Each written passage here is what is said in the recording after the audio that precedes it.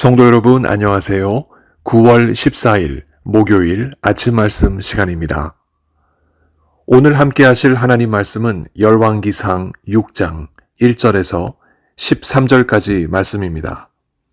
그 가운데 11절에서 13절까지 말씀을 봉독하여 드리겠습니다.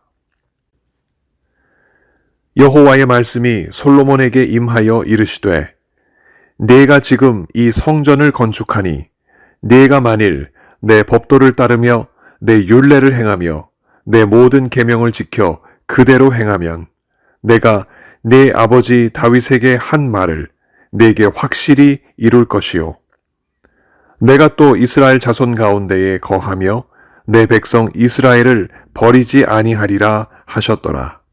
아멘. 갓 결혼한 부부의 신혼살이는 많은 경우 작은 월셋집부터입니다. 형편상 한 곳에 오랜 시간 머물지 못하고 이곳 저곳으로 이사해야 하는 번거로움과 불편함이 있지만 부부는 자신들의 소중한 가정을 위해서, 사랑하는 자녀를 위해서 월세살이도 행복해하며 언젠가는 내 집을 마련하리라 하는 의지로 하루하루를 성실히 살아갑니다. 그러다 마침내 집을 구할 좋은 기회를 얻었을 때 구입하느냐 마느냐 하는 결정을 내려야 할 그 순간이 올 때 부부가 생각하는 최우선의 조건은 구입 가격도 생활 환경도 중요한 고려 대상이겠지만 결국 가족 식구들의 유익과 만족입니다. 나보단 내 식구들이 편리하게 더는 이리로 저리로 이사할 일 없이 행복하게 살 수만 있다면 하는 그 생각. 사랑하는 이들을 위해서라면 무슨 희생이든 할 수 있다는 그 생각은 사실 집 문제뿐만 아니라 어떤 문제라도 그 결정의 해답과 확신입니다. 솔로몬의 마음속에 여호와를 위하여 성전을 건축하리라 하는 분명한 확신이 있었습니다. 여호와를 위해서라면 건축에 수많은 인력을 동원하는 무리수를 두더라도 더 이상 여호와 하나님을 모시는 곳이 이동식 텐트여서는 안 된다는 생각이 늘 그의 마음에 자리하고 있었습니다.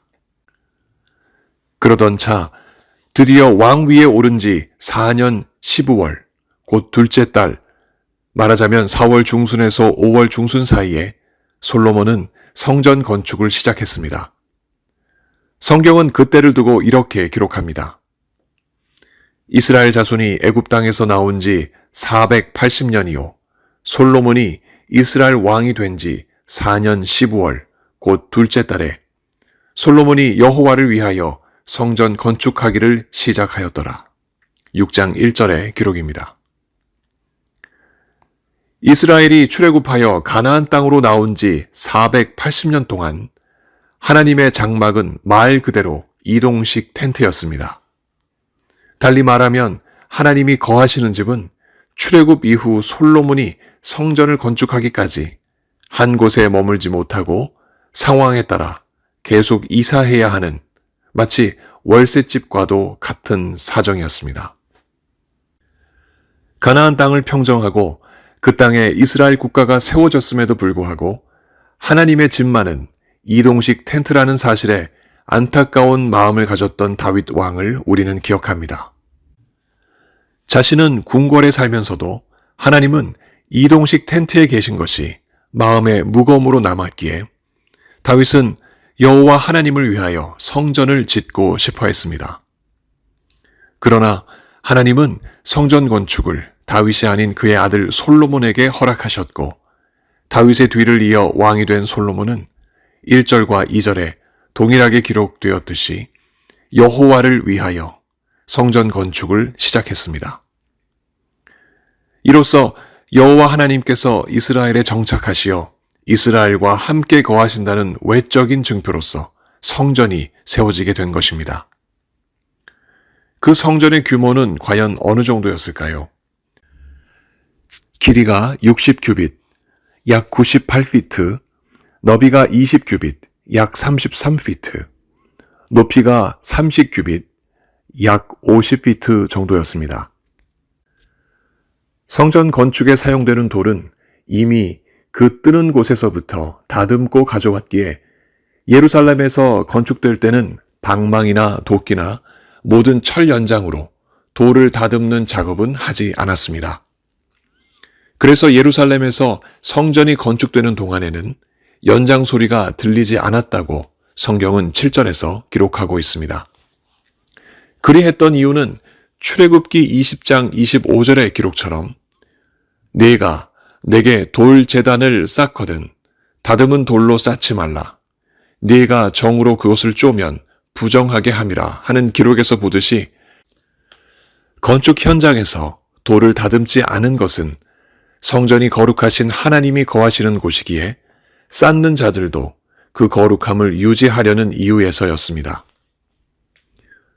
이렇게 건축되는 성전에는 다락방이 다수 만들어졌습니다.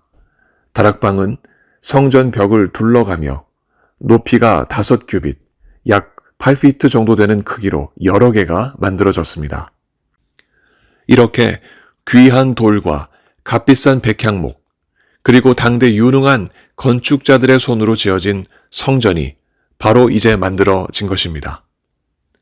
더 이상 하나님을 텐트에 모시지 않아도 되는 날이 이제 다가왔으니 이 사실은 여호와를 위하는 솔로몬의 마음에 분명코 기쁨이 되었을 것입니다. 그런데 여기 한 가지 질문이 듭니다. 여호와를 위하여 성전을 지었으므로 여호와 하나님은 당연지사 성전에 늘 계시고 솔로몬에게 복을 주시며 이스라엘과 동거하실까요? 이에 대한 대답으로 여호와 하나님의 말씀이 솔로몬에게 다음과 같이 임하였습니다. 네가 지금 이 성전을 건축하니 네가 만일 내 법도를 따르며 내 율례를 행하며 내 모든 계명을 지켜 그대로 행하면 내가 네 아버지 다윗에게 한 말을 네게 확실히 이룰 것이요 내가 또한 이스라엘 자손 가운데에 거하며 내 백성 이스라엘을 버리지 아니하리라 하셨더라. 본문 12절에서 13절의 기록입니다. 자신을 희생하며 선한 일을 해준 사람에게 우리는 고맙다는 말을 합니다. 여호와를 위하여 힘을 다해 성전을 건축한 솔로몬에게 하나님은 고마움의 표시를 하셨을까요? 성경에는 하나님이 피조물에 대하여 감사의 말을 하셨다는 기록이 없습니다. 왜냐하면 하나님은 그 누구에게도 감사해야 하리만큼 누군가에게 신세를 지거나 도움을 받으리만큼 약간의 부족함도 없으신 완벽하신 분이시기 때문입니다. 따라서 솔로몬이 하나님을 위하여 지은 성전에 하나님이 감사와 감탄을 느끼시며 그 대가로 솔로몬에게 복을 주시겠다는 말씀은 하지 않으셨습니다. 반면에 완공된 성전이 아니라 성전이 건축되기 이전부터 하셨던 그 말씀에 솔로몬이 다시금 집중하도록 말씀하셨습니다. 솔로몬이 하나님의 법도를 따르고 하나님의 율례를 행하며 하나님의 모든 계명을 지켜 그대로 행하면 하나님이 다윗에게 말씀하셨던 그 말씀, 곧 사무엘하 7장 13절의 기록, 그의 나라 왕위를 영원히 견고하게 하리라 하신 그 말씀을 확실히 이루어 주시겠다고 약속하셨습니다.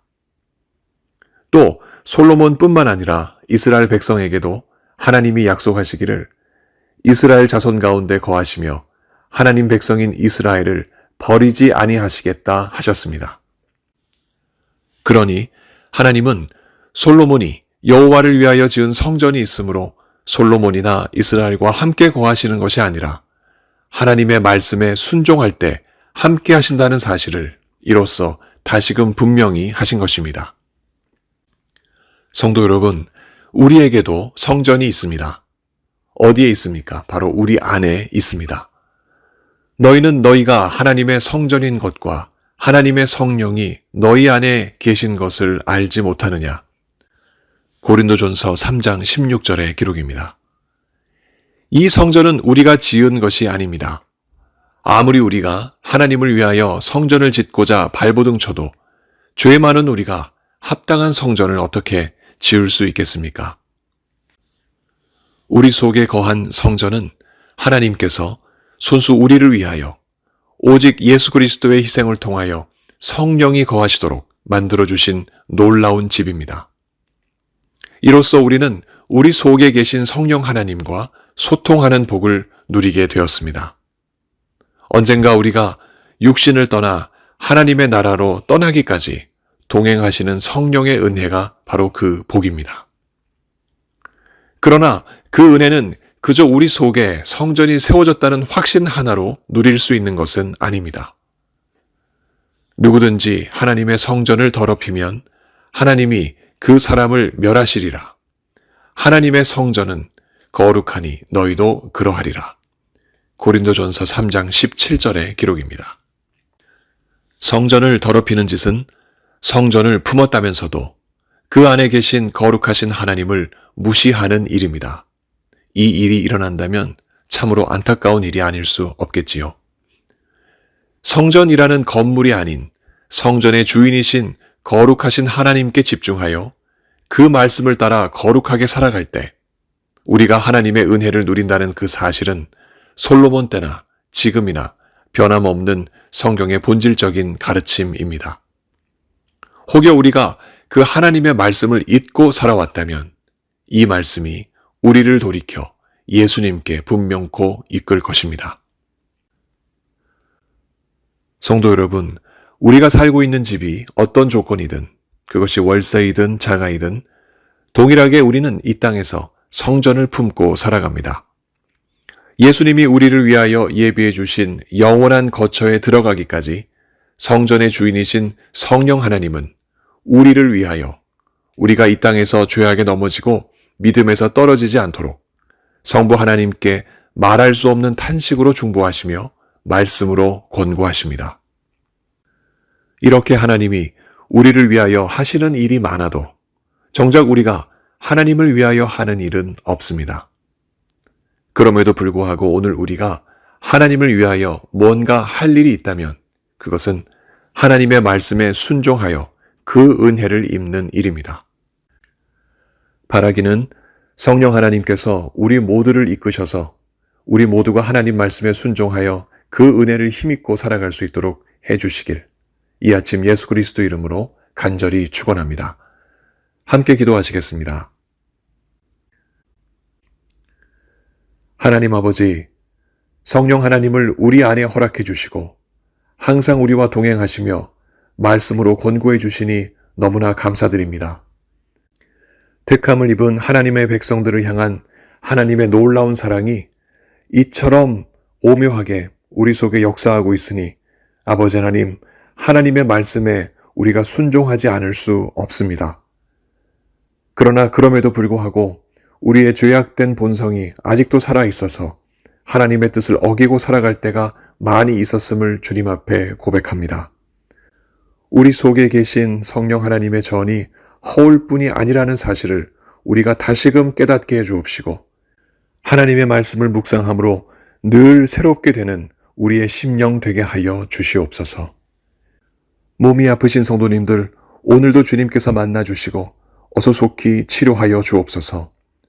특별히 수술 이후에 회복 중이신 이윤섭 권사님과 진영애 집사님을 주님께서 붙잡아 주시고 어서 속히 회복하여 예전처럼 건강하게 주를 위해 살아가실 수 있도록 하나님 은총 더하여 주시옵소서. 오늘도 택하신 귀한 백성들과 함께 하실 것을 믿사옵고 우리 구주 예수 그리스도 이름으로 감사하며 기도하옵나이다. 아멘. 성도 여러분, 오늘 하루도 주님과 동행하시는 귀한 하루 보내시기 바랍니다. 감사합니다.